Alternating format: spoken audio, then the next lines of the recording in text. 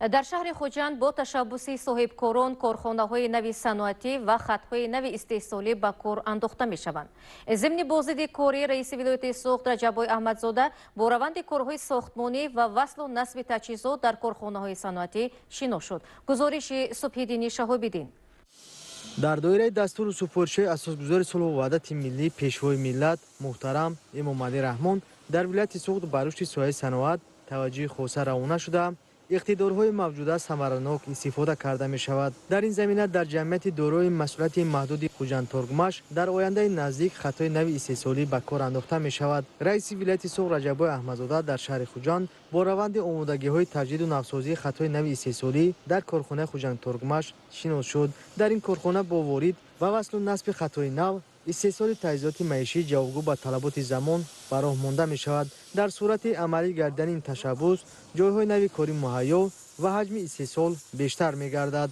مسئولین کارخانه علاوه نمودند که با مقصد سهمگذاری در عملی شوی هدف چهارم ملی صنعتی کنونی به صورت مملکت اقتدار کارخانه ثمرناک استفاده می گردد. رئیس ولایت سوخت برای وسعت کارهای آبادانی و عملی سازی نقشه‌های نیک به مسئولین سپارش‌های ضروری داد. در ولایت سوخت با بنیاد کارخانه‌های نوی حسیب براری نه تنها حجم استحصالات می‌افزاید بلکه به صفت محصولات گوشتی نیز توجه روانه می‌گردد، زیرا با زیاد شدن تعداد کارخانه‌ها در بازار استعماری رقابت بیشتر می‌شود و طبیعی است که تنها محصولات با صفت رقابت پذیر گردیده خریداران خود را پیدا می‌کند. رئیس ولایت سوخت رجب احمدزاده با رفت کارهای ساختمانی و وصل و نصب تجهیزات در شرکت حسیب براری طالب دادوایف شناس گردید. معلومات دادند که کارخانه امکان دارد در یک ماه زیاده از 6 تن حسیب استحصال و به بازار استعمالی پیشنهاد نماید. با مورد استفاده قرار گرفتن شرکت نوی حسیب براری تا 50 نفر با جای کار و معاش خوب تامین می‌شوند. رئیس ولایت سوخت بنیاد کارخانه‌های نوی صنعتی را مهم ارزیابی نموده تاکید نمود که در ولایت سوخت با دستگیری و غمخواری پیشوای ملت محترم امام علی رحمان صدها کارخانه‌های نو به فعالیت شروع نموده با این وسیله حجم استحصال محصولات زیاد گردید. من بعد در این سمت توجه بیشتر روانه می شود.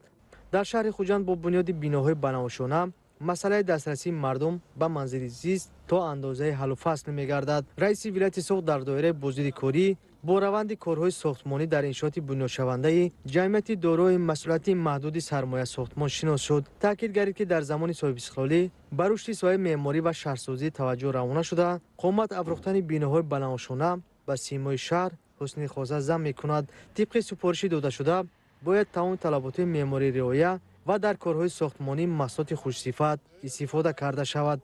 طبق معلومات داده شده در این دو بینای با حشمت نزدیک 90 منزل استقامتی جای داده شده. بیناها با نمای زیبا ساخته شده است. در شهر خوجند باز یک مرکز بزرگ سودا روزهای نزدیک به فعالیت آغاز می‌کند. در محله بوفنده معروف با نام شالکمبینات رئیس ولایت سوخت با رفت کارهای ساختمانی مرکز سودای امید شناس شد. معلومات دادند که در این مرکز سودا فروش محصولات خوراکواری و دیگر مال‌های نیاز مردم به راه مانده می‌شود. بنیاد چنین مرکزهای سودا امکان می‌دهد که باز چندین نفر با جای کار تامین گردد.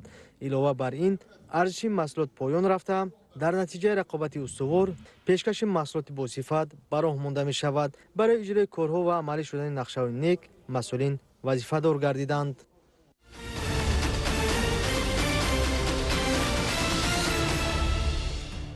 در شهر بستان ولایت سوخت کارگاه و کارخانه‌های نوی صنعتی بنیاد می‌یابند. طبق لایحه و نقشه‌ها محصولات استحصال شونده این کارخانه‌ها اساساً به صادرات روانه کرده شده رقابت پذیر به محصولات بیرونی و واردات عوض کننده می‌باشند.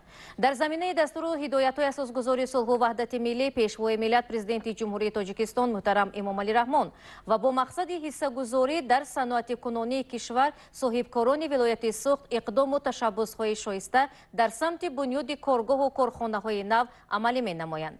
رئیس ولایت سوخت در شهر بستان جریان کارهای ساختمانی و وصل و نصب تجهیزات و دستگاه تکنولوژی را در کارخانه‌های بنیاد شونده تحت توجه قرار داد.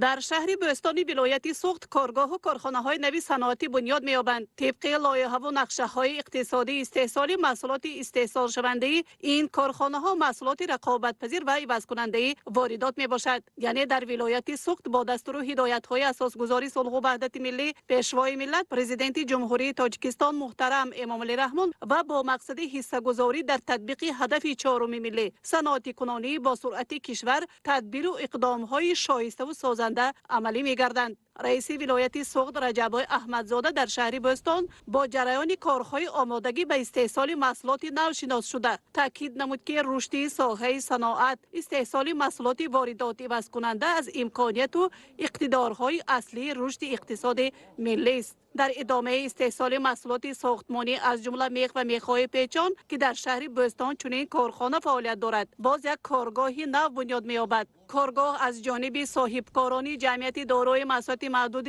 نورتز ساخته شده محصولات اساسی آن میخ و میخ‌های پیچان میباشد. الحال انشاءات استحصالی پر آماده گردیده قسما تجهیزات و تکنولوژی‌های استحصالی وارد و وصل و نصب گشتند. بنا به اطلاع رئیس‌های نزدیک دستگاه و تجهیزات باقی مانده وارد کرده می شود و بنا به اقتدار لایحه‌ای کارگاه امکانیت دارد تا 30 تن محصولات تیار میخ و میخ‌های پیچانی حجمشان گوناگون را استحصال نماید. با به استفاده دادن کارگاه نو 50 جایهای کاری مهیا کرده خواهند شد. صاحبکاران جمعیت دارای محصولات محدود گنجافر استحصال محصولات بناکاری پروفیل‌های آهنی چارکنجه با حجم و دیامتر گوناگون و تا 159 میلیمتر را استحصال خواهند کرد. برای عملی نمودن این هدف استحصال در منطقه صنعتی شهر بوستان کارگاه نو بنیاد و تجهیزات و تکنولوژی‌های استحصالی وارد می‌گردند. الحال در 14 کانتینرها هر کدام با وزن 40 تنگی دستگاه و تجهیزات از جمهوری خلقی چین وارد کرده شده وصل و نصب آن به راه مانده شده است. رئیس ولایت به صاحبکاران وسعت کارهای باقی مانده وصل و نصب خطهای تکنولوژی و آبادانی حدود کارگاه را دستور داد. در ادامه در شهر بوستان جریان کارهای تعمیر و از نوسازی کارخانه فری زرگری کارخانه واحد دولتی فلزات نادر تاجیکستان مورد نظر قرار گرفت. تاکید به مورد است که کارخانه فری زرگری کارخانه واحد دولتی فلزات نادر تاجیکستان طی 10 سال آخر از فعالیت بازمانده انشاءات و خطهای استحصالی کهنه و فرسوده گشته بودند که از جانب رئیس ولایت در سفرهای قبلی زیر انتقاد قرار گرفته بود. با مقصد احیای دوباره کارگاه محصولات زرگری و برقرار نمودن معروفیت آن و تطبیق واقعی هدف چهارم ملی بنا و انشاءات تحت از نوسازی و تجدید و تعمیر کلی قرار داده می شوند. با این مقصد از جانب کارخانه فلزات نادر تدبیرهای از نو سازی و تعمیری آغاز گردیده بامی بنا پوره از نو کرده شده است و تا این مرحله به مبلغ زیاده از 1 میلیون سومانی کارها تامین گردیدند. با عملی سازی پوره کارهای تجدید و تعمیر برای 30 نفر جایهای کاری مهیا و دستگاه و تکنولوژی‌های معاصر استحصال محصولات خوش صفتی زرگری وارد کرده می شوند.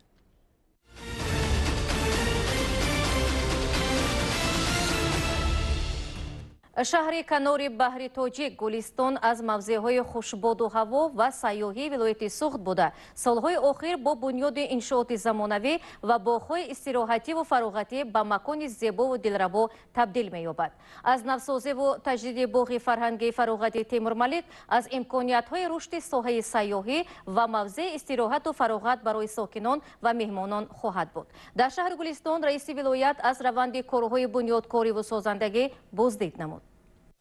در شهر گلستان رئیس ولایت جریان کارهای سازندگی و بنیادکاری را مورد توجه قرار داد. با توجه به رشد ساحه تعلیم و تربیت و در پرتو سیاست معارف پرورانه پیشوای ملت محترم امامعلی رحمان در شهر گلستان یک مؤسسه تا مکتبی و مرکز تحصیلات علاوگی بنیاد می‌یابد. باغچه کودکستانی 22 بابونه در شهرک سیردریا در زمینه بینای کهنه و فرسوده گشته از فعالیت بازمانده از نو برقرار و تعمیر کلی می‌گردد. تا این مرحله کارهای از نو سازی و تجدید و تعمیر به اتمام رسیده. گروه‌ها برای قبول کودکان آماده گردیدند. مؤسسه با 6 گروه برای تعلیم و تربیت تا مکتبی 150 نفر طبق معیارهای کنسپسی ملی با شرایط‌های زمانوی آماده فعالیت است. این شاعت اساساً با استفاده از مبلغ‌های بودجت محلی تحت از نوسازی و تعمیر کلی قرار گرفته است. مؤسسه دولتی مرکزی تحصیلات علاوگی نزد شعبه معارف نیز پررب برای تحصیل علاوگی خوانندگان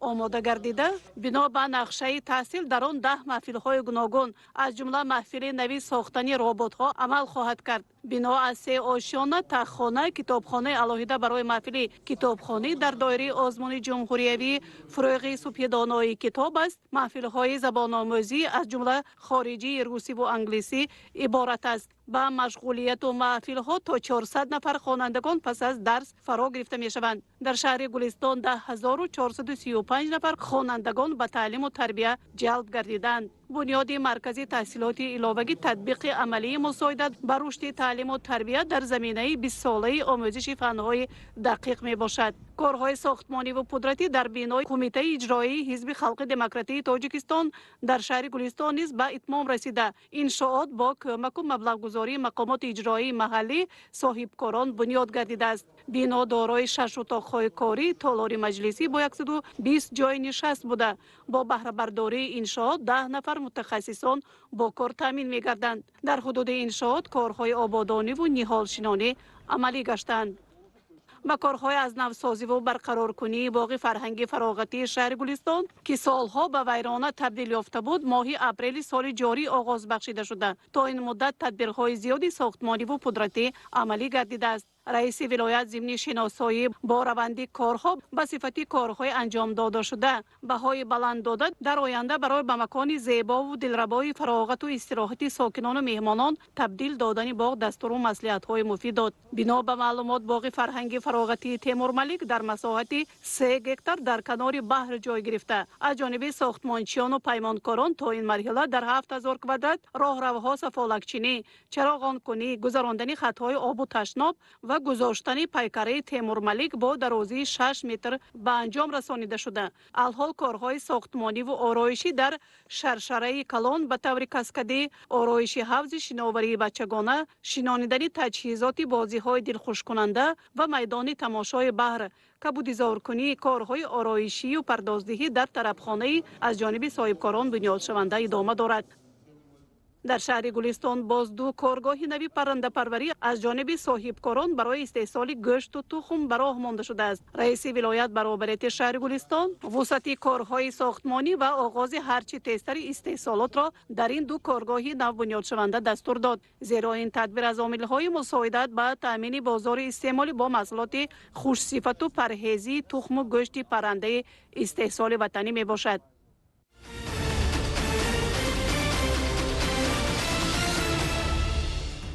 هفتم دکبر روز کارمندان مقامات مالیه است. در مجلسگاه سرایاست مالی ولایت سوخت جمع آمد برگزار گردیده. کارمندان و پیشصفان ساحه با سپاسنامه و تحفه‌ها قدر گردیدند. سهم و نقش کارمندان مالیه در رشد اقتصادی ملی مقصدناک و با صفت استفاده نمودن مبلغ‌های بودجتی مهم است.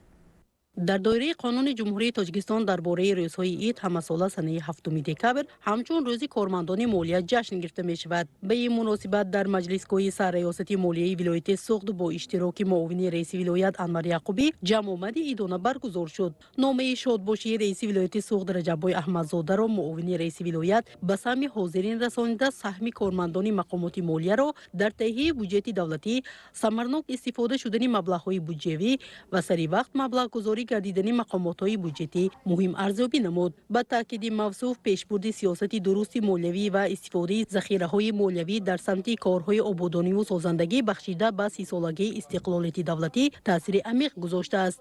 با شرافت بنیاد و به کار انداختن سلسله کارخانه‌های خرد و بزرگ با تشبثی اساسگذار صلح و وحدت ملی پیشوای ملت محترم امام رحمان در ولایت سوگد امکانیت فراهم آورده شد که تا بودجت دولتی غنی گردد. تحلیل ها نشان می‌دهند که سال سال وضع اقتصادی و اجتماعی ولایت سوگد بهتر گردیده. در این زمینه سطح نیکی احوالی مردم بالا رفته ایستاده است. میرزازاده انور سرداری سرریاست مالیه قید نمود که رشد اقتصادیات کشور و غنی گرداندن بودجت دولتی نتیجه سیاست عاقلانه و خردمندانه اساسگزار صلح و وحدت ملی پیشوای ملت محترم امامعلی رحمان میباشد. علاوه گردید که جشن گرفتن روز کارمندان مالیه نشانه غمخوری و قدرشناسی مهنت کارمندان مقامات مالیه است. در جلسه فعالیت یک قطار کارمندان سرریاستی مالیه با سپاسنامه و تحفه‌های خاطره‌ای مقامات اجرایی حاکمیت دولتی ولایت سوخت، وزارت مالیه و شورای اتفاقهای کسبه قدرشناسی کرده شد. سابقه داران ساحه مقامات مالیه که در جلسه حضور داشتند در مورد غمخوری ها و قدرشناسی فعالیت مهنتی همکسبانشان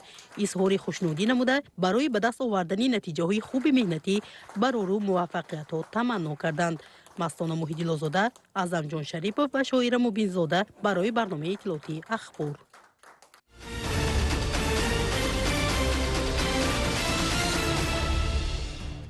стратегияи давлатии муқовимат ба коррупсия дар ҷумҳурии тоҷикистон барои давраи то соли 2030 аз ҳуҷҷатҳои муҳими муқовимат ба коррупсия дар ҷумҳурӣ ба ҳисоб рафта, он дар ҳамкорӣ бо мақомоти давлатӣ ва ҷомеаи шаҳрвандӣ амалӣ карда мешавад.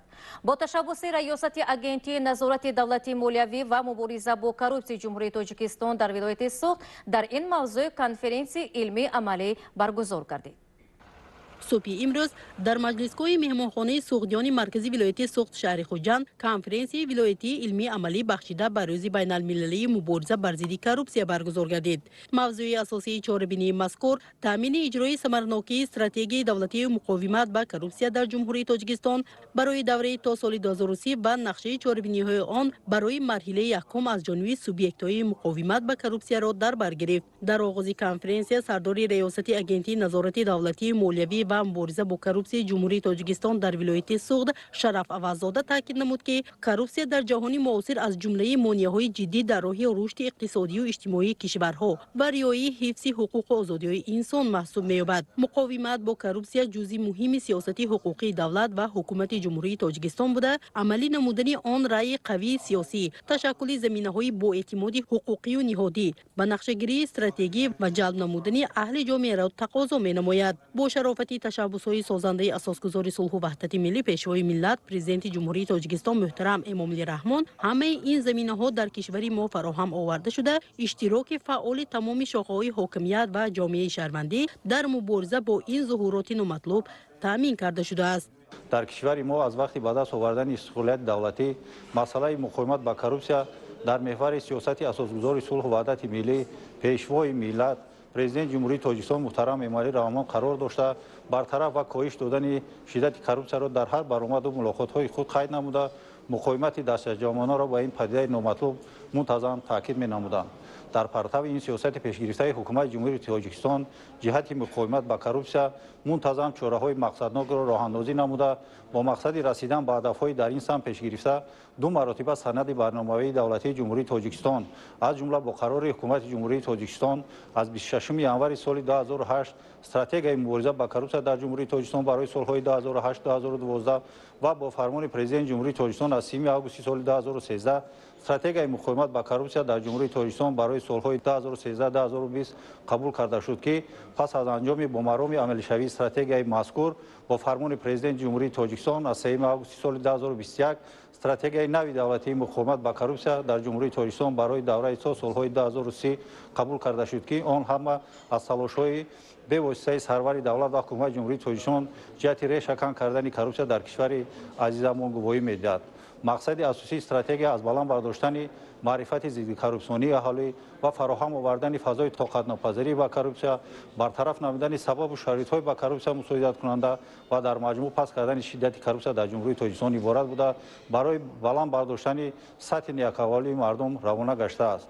همچنین در رفت کاری کنفرانسیا معروضه‌های کارمندان و مسئولین مقامات‌های مربوطه از جمله سود، پروکراتورا، گمرک و ساحه علم و معارف دایر به پروبلم‌های تامینات حقوق جنایتی مبارزه با کروپسیا در جمهوری تاجیکستان، مقامات سودی سوبیکت به واسطه مقاومت با کروپسیا، کاهش دادن رشوه‌ستانی، گروی رشد بی‌میلان اقتصادی، استراتژی‌های دولتی، طرز و ترتیبی به نقشه‌گیری عملی‌سازی برنامه‌های اداروی ضد کروپسیونی و نظارت‌بندی دوره به دوره شنیده شد. استراتژی стратегии مقاومت با коррупция در جمهوری تاجیکستان برای دوره تا سال 2030 همچون سند برنامه‌ای سیاست جمهوری تاجیکستان در سمت مقاومت با коррупция برای پس کردن شدت و سطح коррупция در کشور روانه گردیده در همکاری میان مقامات دولتی و جامعه شهروندی مطابق با استانداردهای بین المللی و همکاری با سازمان‌های با نفوذ جهانی و منطقوی عملی کرده می‌شود. استراتژی دولتی مقاومت با коррупция در جمهوری تاجیکستان برای دولت تا سال 2030 و نقشه چاره‌بینی‌های عملی کننده استراتژی مذکور برای مرحله یکم همچون سند معیاری حقوقی اهمیت عمومی حتمی دارد. از این رو ضرور است که جهت رسیدن به هدف‌های در استراتژی مذکور پیش بینی گردیده باید تمام وزارت و اداره‌ها، مقامات اجرایی محلی حاکمیت دولتی، تشکیلات و مؤسسه‌ها و جامعه شهروندی ثمراناک در این سمت کار را انجام دهند. تنها در چنین حالت ما می‌توانیم با باوری کامل به آینده درخشان وطن محبوبمان بدون коррупция نظر افکنیم. چون از جانب کارمندان ریاست بیان کرده شد مقصد و مرام استراتژی مذکور جهت پس کردن سطح коррупция در جمهوری تاجیکستان منتظم برطرف نمودن مانع‌ها فراهم آوردن شرایط برای رشد اقتصادیات انکشاف ارزش‌های دموکراسی بلند برداشتن نیک احوالی مردم روانه کرده شده طریق اسلاید تطبیق سمت‌ها و مهلت و اجرایش آن منظور اهل اشتراکچانی کنفرانس گردانیده شد.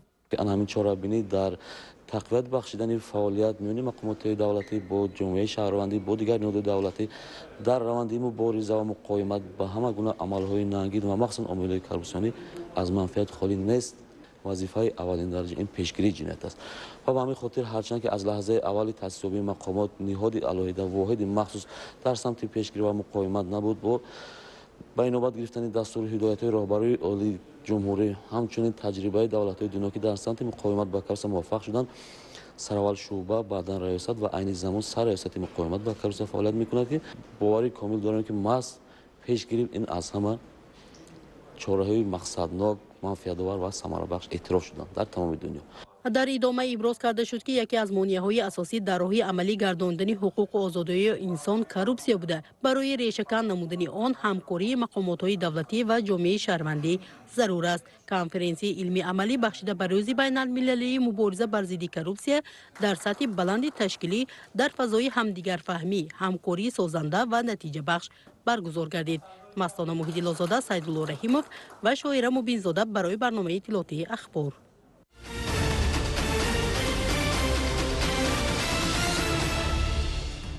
баланд бардоштани ҳисси масъулиятшиносӣ худогоҳӣ ва донишу малакаи наврасону ҷавонон дар меҳвари сиёсати давлатии ҳукумати мамлакат қарор дорад. бо дастгирии мақомоти иҷрои ҳокимияти давлатии вилояти Сугд ва ташаббуси ташкилоти ҷамъият форуми наврасон ва ҷавонон зери унвони ҷавонон ояндаи миллат доир гардид. در شهر گلستان با تشبث تشکیلات جمعیتی کردآفرید فروم نورسان و جوانان زیر عنوان جوانان آینده ملت دایر گردید. در مراسم افتتاح آن وکیل مجلس نمایندگان مجلس عالی جمهوری تاجیکستان، نمایندگان وزارت معارف و علم، کمیته جوانان و ورزش، مقامات اجرایی حاکمیت دولتی ولایت سوخت، خزینه کودکان در تاجیکستان یونیسف، برنامه رشد سازمان ملل متحد در جمهوری تاجیکستان، خوانندگان و آموزگاران 5 شهر و ناحیه‌های ولایت شرکت ورزیدند. برآمد کنندگان تاکید نمودند که تشکیلات جمعیتی کردآفرید با مقصد تطبیق سیاست خردمندانه اساسگذار صلح و وحدت ملی پیشوای ملت، پرزیدنت جمهوری تاجیکستان محترم امامعلی رحمان در سمت بلند برداشتن سطح سواد اطلاعاتی و رسانه‌ای، معرفت حقوقی، اجتماعی، اقتصادی، فرهنگی اهالی برای سهمگذاری در برقرارکنی و بنیاد حیاتی از جهت معنوی بلند، مهیا نمودن شرایط برای انکشاف شخصیت سالم و معرفتناک، در راهی خودشناسی و وطندوستی تربیت نمودن نسل نورس و جوان، دستگیری نمودن طبقه احتیاجمند اهالی و راه اندازی کورس‌های آموزشی زبان‌های خارجی یک قطار کارها را به انجام رسانیده است. ما جوانان دوران صاحب استقلال خوشبخت از آنیم که امروز برای ما جوانان حکومت جمهوری تاجیکستان شرایط‌ها را برای خود رونق‌دهی جوانان فراهم آورده ایستاده است. یکی از همین هدف‌ها بود که در دایره لایحه بلند برداشتن اقتدار جوانان برای تاجیکستان آسایشته، امروز ما در فروم نورسان و جوانان در شهر گلستان ولایت سوخت اشتراک نموده ایستاده ایم. هدف از برگزاری فروم این به واسطه سرجم نمودن جوانان در یک تالار برای برگزار نمودن مکالمه، گفت و شنید، فهمیدن فکر جوانان وابسته به شرایط‌های امروزه عبارت می‌باشد. طبق برنامه دسترسی به آموزش زبان انگلیسی، کورس‌های آموزشی زبان انگلیسی برای 150 نفر خوانندگان از عائله‌های کم بضاعت، یتیم، معیوب و در مهاجرت مهنتی قرار داشته، در اساس برنامه 5 ماهه من صاحب معلومات بودن می‌خواهم به راه مانده شده است. همزمان 224 نفر دختران به زینه سیوم تحصیل و مؤسسه‌های تحصیلات عالی کسبی جلب گردیده، آموزگاران فن‌های زبان‌های انگلیسی، روسی، متماتیک و تاریخ و حقوق با کتاب و مواد یاری رسانی تعلیمی تامین شدند. باعث خرسندی ما جوانان فعال است که لایحه ما یعنی در ناحیه دوشتیش دستان ماهر از طرف نورسان شریکان رشد استوار دستگیری یافت و طول 3 ماه است که این لایحه من عملی گردیده ایستاده است و مقصد اساسی لایحه پیشنهاد نموده من این جلب جوان دختران به هنر آموزی است. در آینده نقشه های خیلی زیاد دارم. امیدوارم که از این هم لایحه های زیاد رو پیشکش ساخته بهر آبادی وطن و در جامعه سهم خود را گذاشته باشم. در چاره‌بینی 160 نفر جوانان و نورسان از 5 ناحیه‌ها، ناحیه بوبجونگ فورف، جابور رسولف، ناحیه اشت، شهر اسفره، دیوشتیچ اشتراک دارند و در این چاره‌بینی جوانان لایحه‌های خود را آن کارهایی که آنها در دوام 12 ماه انجام دادند عملی کردند نمایش داده ایستادند و خود لایحه مقصد بلند برداشتن اقتدار جوانان برای تاجیکستان آسایشته می باشد. در اساس لایحه من نیز اعضای جامعه هستم راه اندازی نمودن درس زبان انگلیسی و کورس کامپیوتری برای عائله‌های امکاناتشان محدود و مساعدت کردن در سمت جلب فرزندان آنها به تحصیل، تشکیل کورس سمینارهای آموزشی عاید به سواد رسانه‌ای، تشکیل لاگرهای تابستانه آموزشی برای خوانندگان از زمره کارهایند که عملی شدند. من امروز در فوروم جوانان آینده ملت حضور دارم و خیلی خوب که برای تاجیکستان عزیز ما، برای گلگل شکوفی تاجیکستان ما و پیش رفتن تاجیکستان ما در حقیقت ما جوانان را تیار کردن ما در کار که آینده ملت در دست جوانان است. این خیل فوروم ها، این خیل سمینار هایی که من تشکیلات جمعیتی گرد آفرید امروز گذرانده ایستاده است، من باوری دارم که این خیل سمینار ها مساعدت میکند برای تیار کردن آینده لیدر جوانان تاجیکستان. مورد به ذکر است که در فوروم مذکور جوانانی که از شهر و ناحیه‌های ولایت سوگد اشتراک داشتند لایحه‌های خویش را پیشنهاد نمودند. یادآور می‌شویم که فوروم مذکور از روی بخش‌های علاهیده دوام 2 روز ادامه یافت.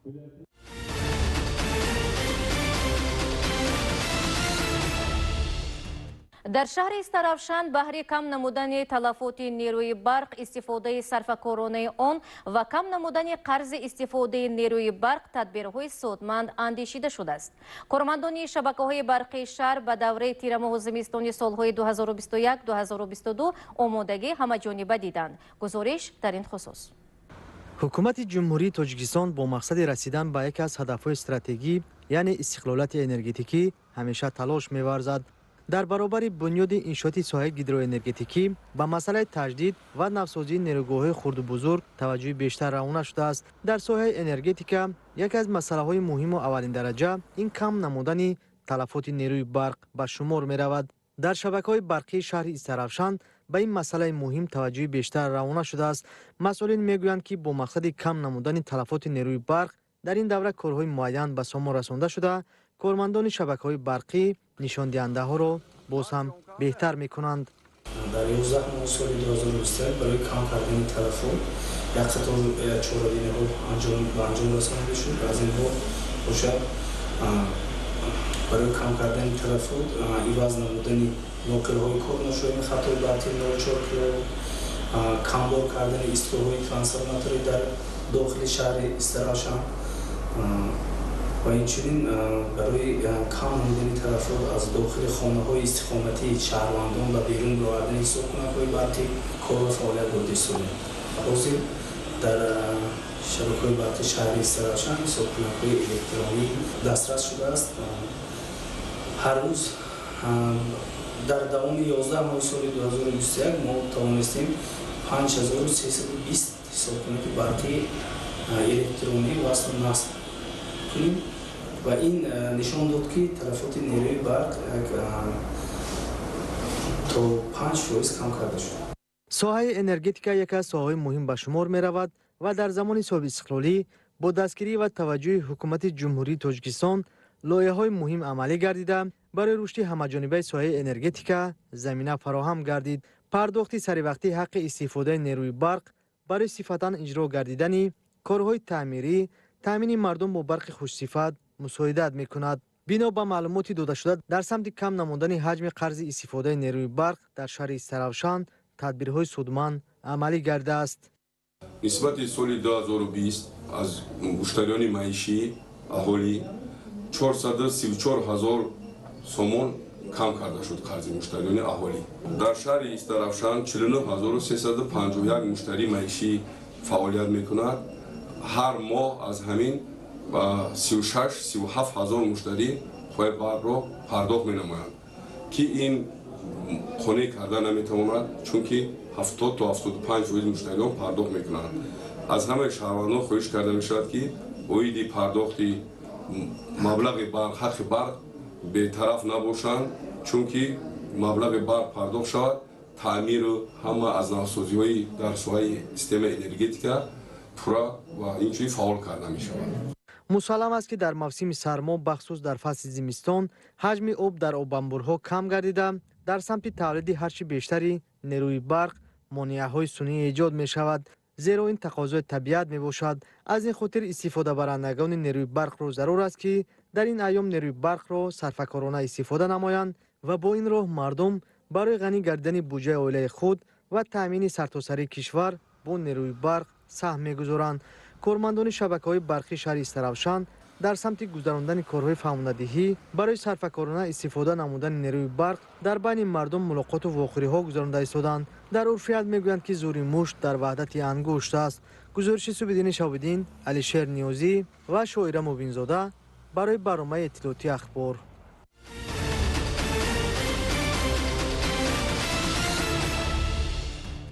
дар шаҳри Конибодон бо мақсади бунёду барқарорсозии ҷангал иқдомҳои бунёдкорӣ идома доранд. аз ҷониби хоҷагии ҷангали вилояти Сугд беш аз 2000 бех ниҳолҳои хуҷ, қарахоҷ, тут ва ҷигда шинонида шуд. ҳифз бунёд ва барқарорсозии ҷангал яке аз вазифаҳои асосии хоҷагии ҷангал буда ҳамасола аз тарафи хоҷагии ҷангали вилояти Сугд дар ин самт тадбирҳои зарурӣ андешида мешавад. бо мақсади дар амал татбиқ намудани дастури супоришҳои асосгузори сулҳу ваҳдати миллӣ, пешвои миллат муҳтарам Эмомалӣ Раҳмон ва раиси вилояти Сугд Раҷаббой Аҳмадзода ҷиҳати барқарорсозии ҷангал аз тарафи роҳбарият ва кормандони хоҷагии ҷангали вилояти Сугд дар шаҳри Конибодон бунёди ҷангалҳои нав роҳандозӣ гардид. дар минтақаи бекорхобидаи соҳили дарёи Сир беш аз 2000 бех ниҳоли хуч, тут, қарағоҷ ва ҷигда шинонида шуд. бунёду барқарорсозии ҷангалзор ҳамасола дар миқёси вилоят бароҳ монда мешавад ва имрӯз дар мавсими соли ҷорӣ мо тасмим гирифтем ки бо истифода аз боду ҳавои мусоид дар минтақаи ҷангали шаҳри Конибодон имрӯз барои шинондани ниҳолҳо оғоз бахшем ва таври дида истодаед имрӯз зиёда аз 2000 бех ниҳолҳо аз ҷумла ниҳоли хуч, тут, қайроғоч, ҷигда ва дигар намуди ниҳолҳо шинонда шуд ва ин раванд мин баъд низ идома дода мешавад. имрӯз дар ҳар як муассисаи давлатии хоҷагии ҷангали шаҳр ноҳияҳо миқдори зарурии ниҳолҳо барои шинондан мавҷуд аст ва мо тасмим гирифтем ки дар мавсими имсола зиёда аз 100 гектар бунёду барқароркунии ҷангалзорро гузаронем. кормандони хоҷагии ҷангали вилоят, хоҷагии ҷангали шаҳри Конибодон ва ҷамъияти шикорчиёни ин шаҳр дар ин ҳашари дастаҷамъона фаъолона иштирок намуда дар як рӯз беш аз 2000 бех ниҳол шинониданд ва боз як минтақаи бекорхобидаро обод намуданд. аз дарёи Сир ба воситаи таҷҳизоти обкашӣ ниҳолҳои шинонидашуда шодоб гардонида шуданд. мутахассисон бар он умеданд ки минбаъд ин минтақа ба як макони сердарахт мубаддал шуда барои ғанишавии ҷангал زمینه گذاشته می شود. شنانیدن نهال درخت‌های جیگده، خوچ و توت اگر از یک طرف برای غنیسازی بودجه خواجگی جنگل مساعدت کند، از طرف دیگر برای مهیا گردیدن خوراک برای پرنده‌ها و حیوانات وحشی سبب می شود. این زمان در شهر کنیبادام 2024 هکتار زمین‌های خواجگی جنگل موجودند که ثمرناک استفاده برده می شوند. کارمندان خواجگی جنگل ولایت سوخت راه اندازی نمودن این اقدام را در دیگر منطقه‌های ولایت نیز به نقشه گرفتند.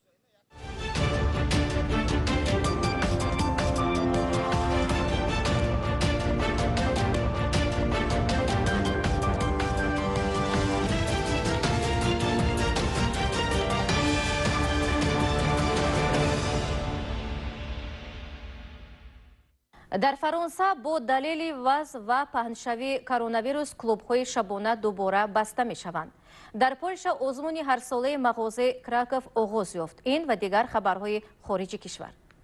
Во Франции из-за ситуации с распространением коронавируса вновь... در فرانسه به دلیل وضع با پهنشوی کرونا کلوب‌های شبانه دوباره بسته می‌شوند. این دفعه تا آغاز ماه ینور حکومت در پی جلسه شورای دفاع به این تصمیم آمده است. سروزیر فرانسه ژان کاستکس گفت که حالا درباره جاری کردن رژیم محاصره صحبتی نیست. در مکتب‌ها محدودیت‌های سانیتری پرزور کرده می‌شوند. کارفرمایان دعوت کرده می‌شوند که به کارمندان امکان کار مسافر را فراهم آورند. از 15 دکبر کودکان از 5 تا 11 ساله می توانند واکسینه ضد کرونا ویروس گیرند. در اسپانیا خروج کرونا ویروس در بین کارمندان بیمارخانه منطقوی دانشگاه مالاگا به قید گرفته شد. این سرایت در 68 کارمند پس از خوراک نصف روزی در جشن مولود عیسی پیدا شد.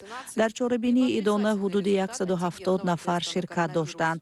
در عرفه خوراک نصف روزی همه مهمانان شهادتنامه امکانی یا سنجش انتیگن برای کرونا ویروس را پیشنهاد کردند.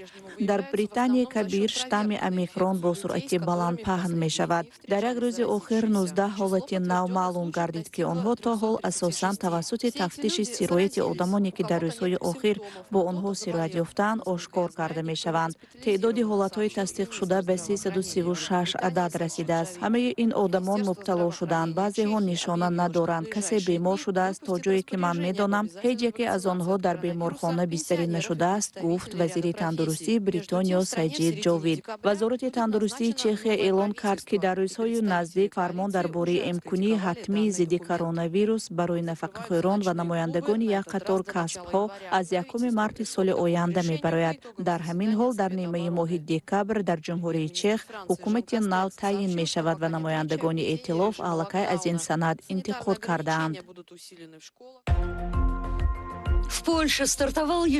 در پولچه آزمون هر ساله مغازه‌های کراکوف آغاز یافت. این یک نوع گهواره مولود عیسی است که در عصر 19 پیدا شده است. امسال زیاده از 100 نفر استاها و هوسکاران ماکت‌های رنگارنگ خود را از کارتون، فلگ و کاغذ به نمایش گذاشتند. سال 2018 کراکوف شاپس که برای خط میراث غیرمادی یونسکو داخل کرده شد.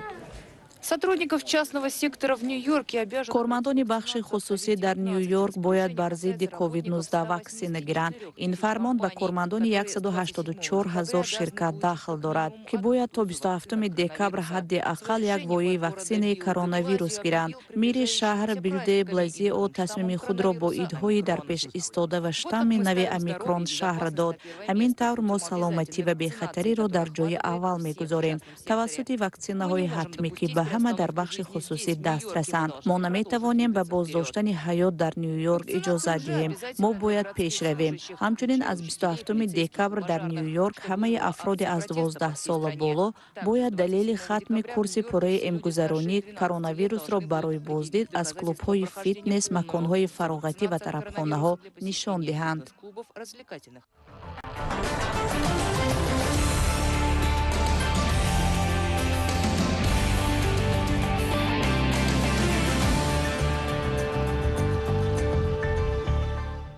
در شهر خوجند با مقصد پیشگیری شامل شوی جوانان و نورسان به پدیده‌های نامطلوب، پیشگیری جنایت صادرکنی ساکنان و ترغیب طرز حیات سالم در جامعه، مسابقه کشاد شهری اوید به کراته‌دو جندگان برگزار شد. این چاره‌بینی ورزشی بیش از 100 نفر دوستداران را در تالار ورزشی مکتب خوانندگان بالیاقت مرکز ولایت سوگد سرجم نمود. در تالار ورزشی مکتبی خوانندگان بالیاقت شهر خوجند مسابقه کشاد شهری آید به کاراته دو جوندوکان برگزار شد. این چهاربینی ورزشی با تشبث فدراسیون کاراته دو جوندوکان جمهوری تاجیکستان در یکجایی با شورای جمعیتی آید به مساعدت جامعه شهروندی با اصلاحات میلیسیایی ریاست وزارت کارهای داخلی جمهوری تاجیکستان در ولایت سوغد و بخش کار با جوانان و ورزش شهر خوجند راه اندازی شد. در مراسم افتتاحی مسابقه از طرف رهبریت شورای جمعیتی آید به مساعدت جامعه شهروندی با اصلاحات میلیسیا و دیگر مسئولین قید کرده شد که از طرف هماهنگسازی ملی شورای مذکوری وزارت کارهای داخلی جمهوری تاجیکستان در یکجایی با سازمان امنیت و همکاری اروپا در تاجیکستان با مقصد جلب جوانان و نوجوانان به ورزش، پیشگیری شامل شوی ساکنان به حزب و حرکت‌های ممنوع و پیشگیری جنایتکاری در جامعه، این زمان در شهر و ناحیه‌های اسفره، جبار رسولوف، استرافشان، باباجان غفوروف و خوجند مسابقه‌های ورزشی و آزمون‌ها راه اندازی شده ایستادند که هدف برگزاری آنها پیش از همه تشویق و ترغیب طرز حیات سالم در جامعه میباشد. مقصدی گذراندن این مسابقه پیش از همه جلب کودکان و نوجوانان به ورزش میباشد. مقصدی گذراندن این چهاربینی جلب کودکان و نوجوانان به ورزش، همکاری جامعه با میلیسیا میباشد. ما در آینده کوشش می‌نماییم ساکنان رو به ورزش جلب نماییم. زیرا ورزش گروی سلامتی. امروز ها باشد جوانان، نوجوانان، کودکان و کلانسالان همه با ورزش مشغولند. علل خصوص در نمود کاراته دو جوندوکان نیز زیاد 500 نفر ورزشکاران و جوانان از ولایت سوغد می باشند. در این مسابقه کشاد شهری بیش از 100 نفر ورزشکاران از 7 تا 18 ساله از شهر و ناحیه‌های باباجان غفوروف، خوجند، گلستان و دیوشتیچ اشتراک نموده بین هم رقابت کردند. 4 سال است که در این فدراسیون کاراته دو جودوکان جمهوری تاجیکستان مشق تمرین میکنم. من امروز در مسابقه جایزه نمایان گرفتم. در آینده میخواهم که پرچم جمهوری تاجیکستان را بلندتر بردارم. مسابقه در نمودهای کتا و کمیته دستوی و انفرادی در سطح بلند تشکیلی جریان گرفته بهترین ورزشکاران با گرفتن مقام‌های فخری مشرف شدند. با غالبان و جایزه‌داران مسابقه جام، مدال و افتخارنامه، سر و لباس ورزشی و دیگر تحفه‌های خاطروی شورای جمعیتی آید به مساعدت جامعه شهروندی با اصلاحات میلیسیای ریاست وزارت کارهای داخلی جمهوری تاجیکستان در ولایت سوغد و فدراسیون کاراته دو جوندوکان جمهوری تاجیکستان سپرده شدند.